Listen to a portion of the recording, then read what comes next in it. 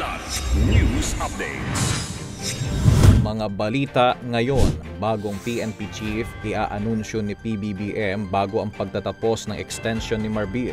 5.32 billion pesos halaga ng illegal drugs, winasak ng PDEA sa Cavite. Mas matatag at modernong hukbong dagat, pangunahing layunin sa 127th anniversary ng Navy. Ako po si Cesar Sorian para ihatid ang mga nangunang balita sa buong kapuluan ngayon.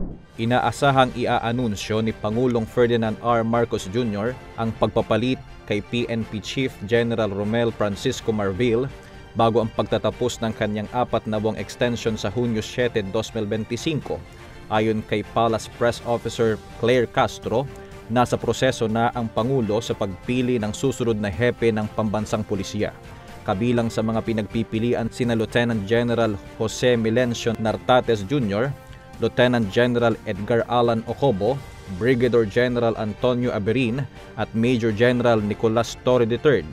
Bagamat pawang may malinis na record at kakayahan ang mga nabanggit, lumulutang si Major General Torre bilang pinakamalapit sa posisyon ayon sa mga insider, lalo na dahil sa kanyang papel sa mga sensitibong operasyon laban kina Apollo Quiboloy at dating Pangulong Rodrigo Duterte. Pinalawig ni Marcos ang termino ni Marbil noong Pebrero upang matiyak ang kaayusan sa gitna ng halalan.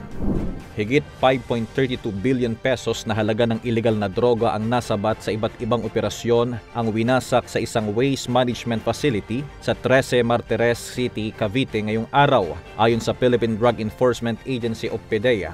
Sa isang statement, sinabi ng PDEA na may kabuuang 2,227.7584 kilograms na solid illegal drugs at 3,447.0920 milligrams ng liquid illegal drugs ang sinunog sa pamamagitan ng thermal decomposition o thermolysis.